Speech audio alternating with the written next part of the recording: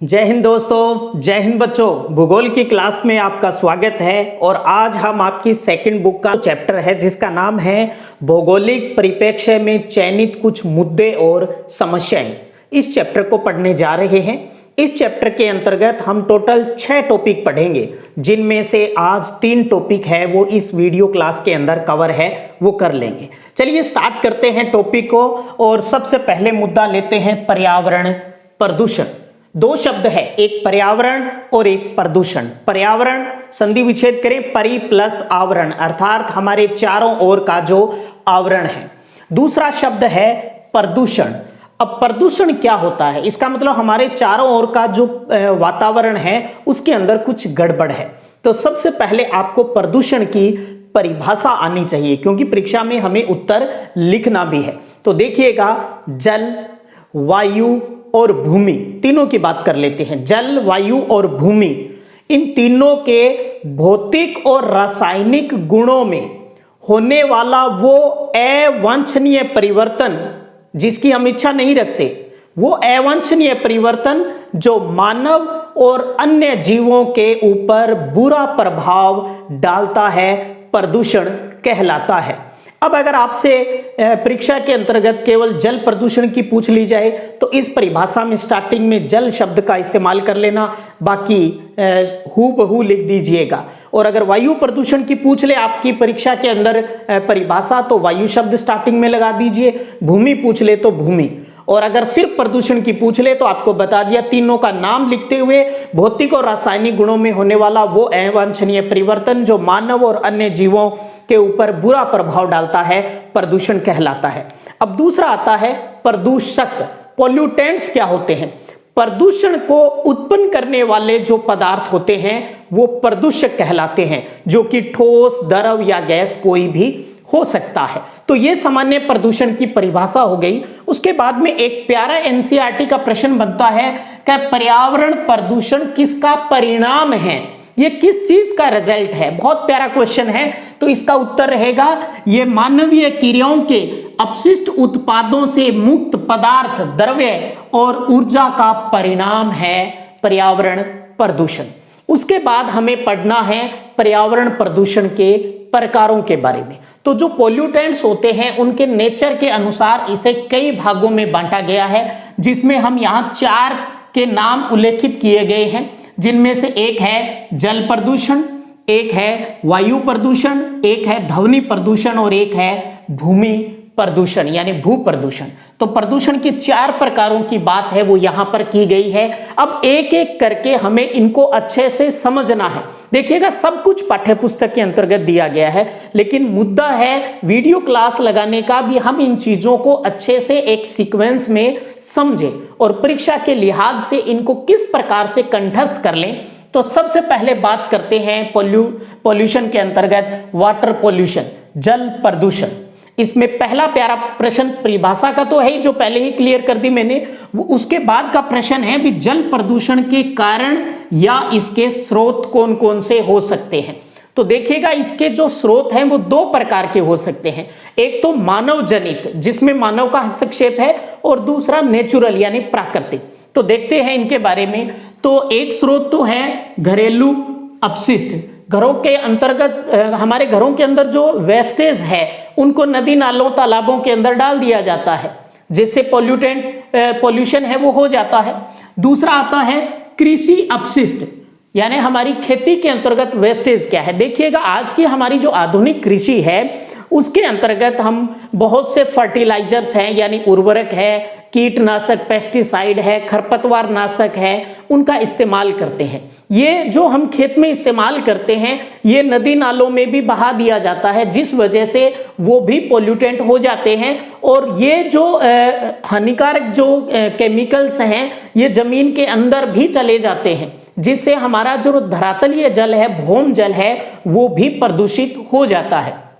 अगला आता है वेस्टेज के अंतर्गत औद्योगिक अपशिष्ट। हमारे जो औद्योगिक कल कारखाने हैं उनसे जो वेस्टेज निकलता है वो नदी नालों में डाल दिया जाता है। आप देखेंगे ज्यादातर जो बड़े उद्योग होते हैं वो आपको नदी नालों के किनारे ही मिलते हैं, ताकि वो अपने वेस्टेज का उसके अंतर्गत निपटान है वो कर दें। तो तो उसकी वजह से भी हमारा जो शुद्ध पानी है वो प्रदूषित हो रहा है। और साथ में औद्योगिक अपशिष्ट में परीक्षा की दृष्टि से यह भी ध्यान रखिएगा कि सर्वाधिक जल प्रदूषण करने वाले उद्योग कौन से हैं। तो ध्यान रखिएगा, जो चमड़ा उद्योग है, लेदर इंडस्ट्री है, कागज और लुगदी उद्योग है, वस्त्र उद्योग है और केमिकल यानी रसायन उद्योग है। ये चार वो उद्योग हैं जो सबसे ज्यादा वाटर पॉल्यूशन को फैलाते हैं। तो घरेलू अपशिष्ट, कृषि अपशिष्ट, औद्योगिक अपशिष्ट और इसके साथ साथ ही हमारी जो सांस्कृतिक गतिविधियां हैं वो भी जल प्रदूषण को फैलाने में अपना अहम रोल अदा करती है। यह भी एक प्यारा क्वेश्चन बनता है, भी कौन सी सांस्कृतिक गतिविधियां हैं जिनसे जल प्रदूषण को बढ़ावा मिल जाता है। तो हम मेले में जाते हैं, आप देखते हैं क्या होता है, मेले से कितनी चीजें हम वहां पानी में बहा देते हैं। मेला हो गया, पर्यटन हो गया, तीर्थ यात्राएं हो गई, ये वो सांस्कृतिक एक्टिविटीज है जिनसे जल प्रदूषण होता है। तो ये जो चारों पॉइंट हमने यहां किए हैं, ये चारों के चारों मानव जनित है स्रोत जो जल प्रदूषण के हैं। इसके बाद बात करें कुछ प्राकृतिक यानी जो नेचुरल, अपने आप नेचर के अंतर्गत होता है, जिनमें से जो अपरदन है उसकी वजह से भी जल प्रदूषण होता है, भूस्खलन होता है उसकी वजह से, और पेड़ पौधे और जंतुओं के सड़ने गलने से भी जल प्रदूषण है वो होता है। तो ध्यान रखिएगा, जल प्रदूषण के ये प्रमुख कारण या स्रोत हो गए। अब प्रदूषित जल अगर एक स्वस्थ व्यक्ति पिएगा तो उसके स्वास्थ्य के ऊपर जो प्रतिकूल प्रभाव है वो पड़ता है और इस वजह से उसे कई प्रकार की बीमारियां हो सकती है। तो ध्यान रखिएगा, प्रदूषित जल पीने से क्या क्या हो सकता है, दस्त यानी डायरिया हो सकता है उसको, आंतों के कृमि यानी पेट जो आंत होती है अपनी उसके अंतर्गत कृमि यानी कीड़े लग जाते हैं, हिपेटाइटिस। तो ये तीन प्रमुख बीमारियां हैं वो प्रदूषित जल पीने से होती है, दस्त, आंतों के कृमि और हिपेटाइटिस। भारत की बात करें तो दो नदियां हैं जो सबसे ज्यादा प्रदूषण है वो फैलाती है, जिनमें से एक का नाम गंगा है तो दूसरा यमुना है, क्योंकि भारत के अंतर्गत ये बहुत प्रमुख नदियों के अंतर्गत है। तो ये भी आप अच्छे से ध्यान में रखिएगा। वैसे हमने छठा चैप्टर जो जल संसाधन का किया था उसके अंतर्गत प्रदूषित नदियों के बारे में हम वहां अच्छे से पढ़ चुके हैं। आपको याद होगा वहां आपने अच्छे से पढ़ा था भी जो अपनी यमुना नदी है वो दिल्ली और इटावा के बीच में है, वो सबसे ज्यादा प्रदूषित नदी है इंडिया के अंतर्गत। और गंगा की बात करें तो कानपुर और वाराणसी के बीच में है, ये सबसे ज्यादा प्रदूषित है। आपको ये भी पता है गंगा नदी है, इसके किनारे बहुत से शहर बसे हुए हैं, काफी लंबी दूरी तय करती है। तो इस वजह से भारत सरकार ने भी इस गंगा नदी की सफाई के लिए एक महत्वपूर्ण कार्यक्रम चलाया है जिसका नाम है नमामि गंगे। आपने सुना होगा नमामि गंगे प्रोग्राम।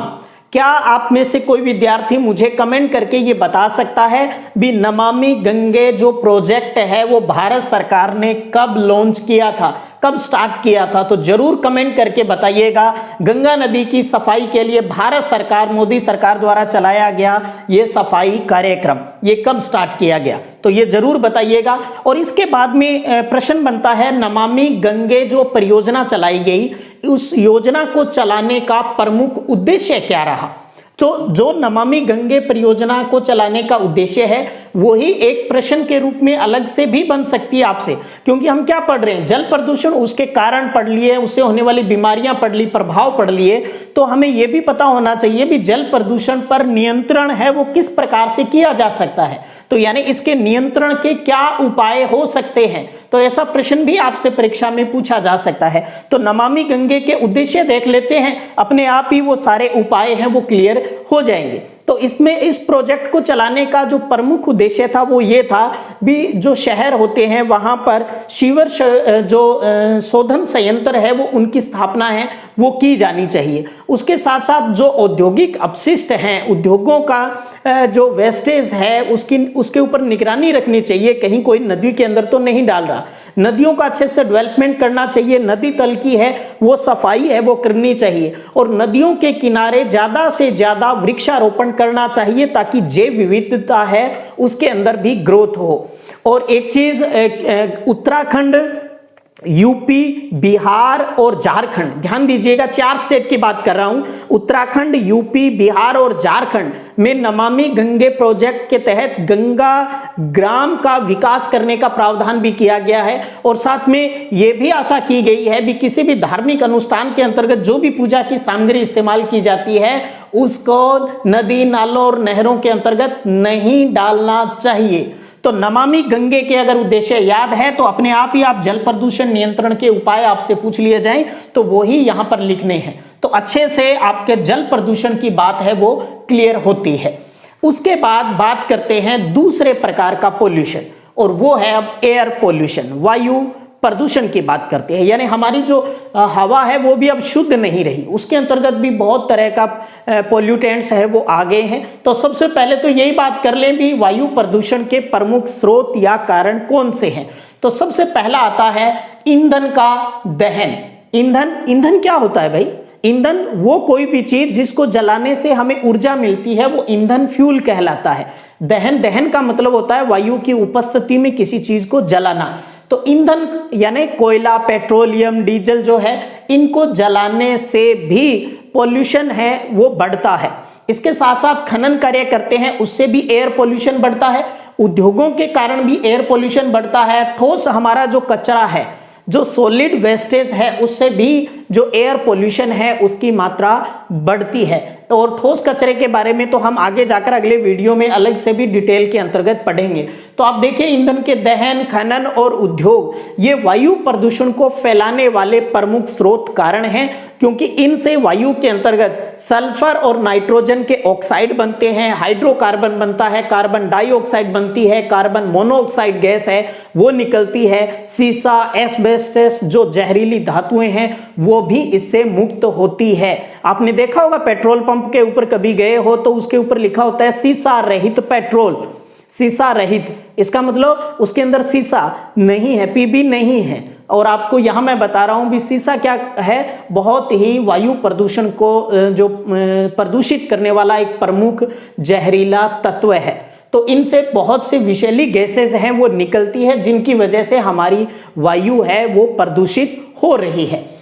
इस प्रदूषित वायु से भी कई प्रकार की बीमारियां होती है। हमारे शरीर के कई जो हमारे इंटरनल जो सिस्टम है वो इससे प्रभावित होते हैं। जैसे प्रदूषित वायु से हमारा श्वसन तंत्र प्रभावित होता है, श्वसन तंत्र से संबंधित बीमारियां हो जाती है। हमारा नर्व सिस्टम यानी तंत्रिका तंत्र है वो प्रभावित होता है। हमारा रक्त परिसंचरण तंत्र है वो इससे प्रभावित है वो होता है। तो श्वसन तंत्र, तंत्रिका तंत्र और रक्त संचरण तंत्र संबंधी जो रोग है वो इस प्रदूषित वायु से होते हैं। तो ये हो गया वायु प्रदूषण के कारण हो गए और उससे पड़ने वाले प्रभाव यानी बीमारियों की बात है वो हो गई। इसके साथ साथ ये एक शब्द यहाँ पर आप और देख रहे हैं धूम्र कोहरा, तो ये भी आपको थोड़ा सा पता होना चाहिए भी धूम्र कोहरा है वो क्या होता है, स्मोक जिसको हम कहते हैं। देखिएगा जो बड़े शहर हैं जहाँ इंडस्ट्रियां स्थापित है वहां से जो प्रदूषणकारी गैसें निकलती है जब वो कोहरे के साथ मिल जाती है तब उसे धूम्र कोहरा कहा जाता है। तो प्रदूषित गैस और कोहरा मिलकर किसका निर्माण करता है, धूम्र कोहरे का निर्माण है वो करते हैं, जो कि बहुत ही नुकसानदायक है। अब बात आती है वायु प्रदूषण के नियंत्रण के आपके पास क्या उपाय हो सकते हैं, तो इसके ऊपर भी चर्चा हो जानी चाहिए। तो इससे सबसे बढ़िया तो यही है हमें सड़कों के किनारे या जहां कहीं भी खाली जगह मिलती है अत्यधिक संख्या के अंतर्गत वृक्षारोपण है वो करना चाहिए। और हमारे जो जितने भी व्हीकल्स हैं जो उनके ऊपर प्रदूषण जो कंट्रोल है वो होना चाहिए। आप देखते हो कई बार सड़कों पर बहुत ही धुआं देने वाले व्हीकल है वो चलते रहते हैं, इसका मतलब ओल्ड मॉडल है और अभी तक भी चल रहे हैं। तो हमें क्या करना चाहिए आज के टाइम में, पेट्रोल डीजल से चलने वाले जो साधन हैं इनके स्थान पर हमें सौर बैटरियों से और चलने वाले जो साधन हैं उनको काम में लेना चाहिए। और साथ में ही निर्धूम चूल्हे यानी गैस वाले चूल्हों को काम में लेना चाहिए। लोगों को ज़्यादा से ज़्यादा जागरूक है वो करना चाहिए। और सिटी के अंदर कोई इंडस्ट्री उद्योग स्थापित है तो वहाँ से उसको बाहर शिफ्ट करना चाहिए। सीधी सी बात है भी जो इंडस्ट्रियाँ हैं वो सिटी से बहुत बाहर है स्थापित करनी चाहिए और वहाँ ज़्यादा से ज़्यादा वृक्षारोपण है वो करना चाहिए। तो इस प्रकार के उपाय को अपनाकर हम वायु प्रदूषण के ऊपर कुछ कंट्रोल है वो कर सकते हैं। तो ये हुई वायु प्रदूषण से संबंधित कुछ बातें। इतनी बातें आपको जरूर अच्छे से दिमाग में है वो रखनी है। चलिए अब अपने बात करते हैं अगला जो अपना पॉल्यूशन का टाइप है और वो है ध्वनि प्रदूषण, साउंड पॉल्यूशन। नाम से ही क्लियर हो रहा है अत्यधिक साउंड। और कितनी साउंड, यानी मानव की, इंसान की सहन क्षमता से अधिक ऊंची अगर आवाज आ रही है तो वही कहलाता है ध्वनि प्रदूषण। अब ध्वनि प्रदूषण के अगर हम स्रोत या कारणों की बात करें तो बताइए क्या हो सकता है। सबसे ज्यादा तो जो यातायात है, हमारा ट्रैफिक है, उसकी वजह से पॉल्यूशन है वो सबसे ज्यादा होता है। उसके अलावा बात करें तो जो उद्योगों के अंतर्गत जो मशीनों की आवाज है उसकी वजह से ध्वनि प्रदूषण होता है। सिटी के अंदर ट्रैफिक की वजह से तो है ही है, और साथ में ही आजकल हम जो इंजॉयमेंट के लिए जो लाउड स्पीकर, डीजे वगैरह जो तेज आवाज में चलाते हैं, ये सारे के सारे ध्वनि प्रदूषण के प्रमुख स्रोत हैं। इनसे क्या होता है, इनसे हमारे शरीर के ऊपर बहुत ही बुरा प्रभाव पड़ता है। इससे आदमी है वो बहरा हो सकता है, उसके अंदर तनाव का जन्म हो सकता है, वो बेचैन रह सकता है। और आपको पता है तेज ध्वनि से, देखिए जो डीजे चलाकर नाच रहा है वो तो उसको तो पता ही नहीं है कितना शोर हो रहा है, लेकिन पड़ोस में जिसको उस कार्यक्रम से लेना देना नहीं है उसकी तो नींद बाधित हो रही है ना। और पढ़ने वाले स्टूडेंट की एकाग्रता है वो भी भंग है वो होती है। ध्वनि प्रदूषण के जो स्रोत है उनकी बात होगी, उनसे पड़ने वाले प्रभाव की बात हो जाती है। दो बात हो गई यहाँ पर। और तीसरी आपको ये पता होना चाहिए भी इस ध्वनि प्रदूषण की तीव्रता को नापने वाली इकाई कौन सी है। तो ये एक बहुत प्यारा क्वेश्चन है और जिसका नाम है डेसिबल। आपको पता है ना 80 डेसिबल तक की जो ध्वनि है उसको तो हम आसानी से बर्दाश्त कर लेते हैं, एक नॉर्मल है। लेकिन 80 से ज़्यादा, 120 से ज़्यादा हो जाती है तो वही अभी कहा टेंशन है, बेचैनी है, बहरापन है, इस प्रकार की समस्याएं हैं वो क्रिएट हो जाती है। तो ध्वनि प्रदूषण किसे कहते हैं, मानव की सहन क्षमता से अधिक जो आवाज़ होती है वो ही ध्वनि प्रदूषण कहलाती है। स्रोतों की बात हो गई, पड़ने वाले प्रभाव की बात हो गई, और तीव्रता का नापने का जो यूनिट है वो कौन सी है, डेसिबल। इसके अलावा कुछ छोटी छोटी बात और देख लेते हैं, और वो है ध्वनि प्रदूषण है ये स्थान विशिष्ट भी होता है। जिस स्थान पर वो सोर्सेज है वहां पर शोर ज्यादा होता है, और उस जो जहां पर वो शोर वाली चीज है उससे दूर जाते जाएंगे तो साउंड है वो कम होती जाती है। और इस पर भी डिपेंड करता है भी ध्वनि प्रदूषण है, जैसे हमने कहा ट्रैफिक वाला ज्यादा होता है, ये कब समस्या ज्यादा आती है, जहां सड़कें कम चौड़ी है वहां, क्योंकि अब एक आदमी दूसरे से अगर ओवरटेक करेगा तो बहुत तेज ध्वनि है वो करेगा, हॉर्न बजाएगा, और या सड़कें खराब है, खड्डे बहुत ज्यादा है, तब ये हॉर्न वाली और गाड़ियों की जो इंजन की जो आवाज है वो आपको वहां ज्यादा देखने को मिलती है। तो ये था आज की क्लास के अंतर्गत पर्यावरण प्रदूषण को लेकर एक बेसिक कंसेप्ट, जिसके अंतर्गत हमने जल प्रदूषण, वायु प्रदूषण और ध्वनि प्रदूषण से संबंधित जो इंपॉर्टेंट तथ्य है उनको एनसीईआरटी सिलेबस के अनुसार अच्छे से समझा है। उम्मीद करता हूं आप सबके ये कंसेप्ट क्लियर हुआ होगा। अगले वीडियो सेशन में एक और important topic, super important topic है, उनके ऊपर बात करेंगे, जिनके अंतर्गत हम भू निम्नीकरण को अच्छे से समझेंगे और नगरीय शहरीय प्रवास से जो गंदी बस्तियों का निर्माण हो रहा है वहां किस प्रकार की समस्याएं आती है, और ठोस कचरे का जो निपटान है वो किस प्रकार से किया जाता है, कौन कौन से वहां इंपॉर्टेंट क्वेश्चन इन टॉपिक से बन सकते हैं, अगले वीडियो सेशन में उनके ऊपर बात करेंगे। और नोट्स आपको किसी भी चैप्टर के चाहिए तो आपको पता है अपना एक टेलीग्राम चैनल है सिद्धि विनायक संग्रिया, जिसका जो लिंक है नीचे डिस्क्रिप्शन के अंदर भी दिया हुआ है, तो आप वहां टेलीग्राम ज्वाइन कर लीजिएगा, वहां आपको नोट्स हैं वो प्रोवाइड करवा दिए जाएंगे। चलिएगा फिर मिलेंगे अगले वीडियो सेशन में, तब तक जय हिंद जय भारत। और अगर आप स्क्रीनशॉट लेना चाहें, नोट्स फॉर्म में उतारना चाहें तो उतार लीजिए।